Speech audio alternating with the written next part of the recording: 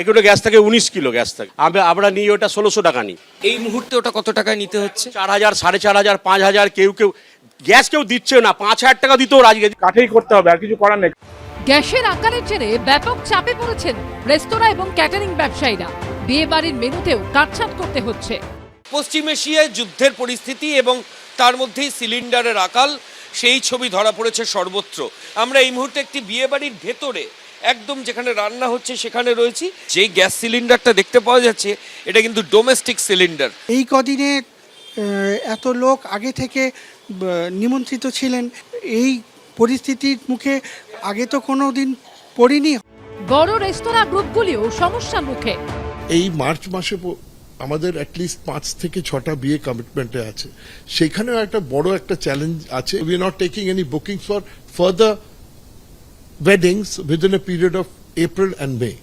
গ্যাসের আকালের মধ্যে যাদের বাড়িতে অনুষ্ঠান রয়েছে তারা পড়েছেন আতঙ্কে। এই পরিস্থিতি হবে এটা কোনোদিনই আমরা ভাবিনি, গ্যাসের জন্য অন্তত। আজকেরটা কোনো রকমে কুড়িয়ে এদিক ওদিক করে গ্যাস চালিয়ে ফেলতে পেরেছি। কাল পরশু কি করব এখন নিজেই বুঝতে পারছি না কিছু। সব মিলিয়ে সমস্যা গভীর। ময়ূর ঠাকুর চক্রবর্তী, অর্ণব মুখোপাধ্যায় ও সুজিত মণ্ডলের রিপোর্ট, এবিপি আনন্দ। ভাবনার ভারসাম্য রক্ষায় তরুণ প্রজন্মকে এগিয়ে আসতেই হবে, কারণ আগামীর ইঞ্জিনে তারাই ইন্ধন। সামনেই ভোট, এই ভোটে তরুণ প্রজন্ম যারা প্রথম ভোটার, তারা কি ভাবছে, তাদের মনের ভেতর কি চলছে, সেসব খবর কি রাজনৈতিক মহল রাখছে বা রাখে? চলুন দেখি এই হাওড়া মধ্য বিধানসভা কেন্দ্রে জেনজি বলছে কি। 27 বছরের মতো বয়স হয়ে যাওয়ার কারণে আমরাও সমাজে এমন একটা জায়গায় চলে গিয়েছি যে আমাদেরকে উদাহরণ হিসাবে আমরা পড়াশোনা করেই যেন অন্যায় করেছি, যেখান থেকে বাচ্চারা আমাদেরকে বলছে ওই তো দাদাটা বসে আছে, পড়ে কি হবে, ওর থেকে বরঞ্চ কোনো একটা জায়গায় কাজে চলে যায়। আমি তো এখন কলেজে পড়ি, আমার ইচ্ছা আছে এরপরে মাস্টার্স করা, রাজ্যের মধ্যে পড়াশোনা করার ইচ্ছা, কারণ রাজ্যে এত সুযোগ সুবিধা রয়েছে। যে গভর্নমেন্ট চলছে, এই গভর্নমেন্টের সময় আমরা যা দেখেছি কলেজ এবং বিশ্ববিদ্যালয়গুলোতে ব্যাপকভাবে পরিকাঠামোর অভাব। হাওড়া গার্লস কলেজ খুবই ভালো, হাওড়া গার্লস কলেজের তুলনা হয় না। গভর্নমেন্ট বহুত আচ্ছা কাম কর রা। আমরা কি করব, আমাদের আগামী ভবিষ্যৎ কোথায়? ছেলেমেয়ের একটা ফ্রাস্ট্রেশনেও ভুগছে যে পড়াশোনার পরে কোন দিকে যাবে, কি কাজ করবে না করবে, সেই কর্মসংস্থানের চিত্রটা ভয়াবহ। হাওড়ায় যারা বসবাস করে, যেসব নারীরা বিশেষত, তারাও সেফ ফিল করে হাওড়াতে।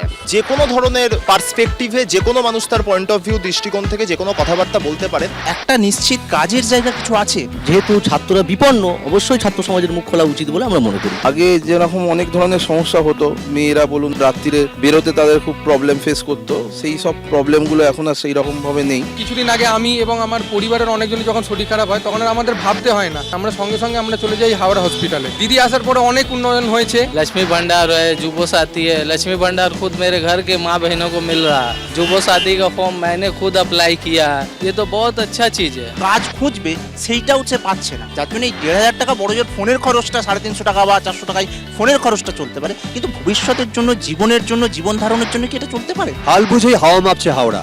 আজকের তরুণ প্রজন্ম আর ওই হাওড়ার বড় ঘড়ির নিচে দাঁড়িয়ে প্রতীক্ষায় থাকার পাত্র নয়। সময় বদলেছে, চলতি কা নাম জিন্দেগি। মধ্য হাওড়া বিধানসভা কেন্দ্রের পর আবার অন্য কোথাও, অন্য কোনো কেন্দ্রে গিয়ে আমরা শুনবো জেনজি বলছে কি। আর আপনারা দেখতে থাকুন এবিপি আনন্দ। এবিপি আনন্দ, এগিয়ে থাকে, এগিয়ে রাখে।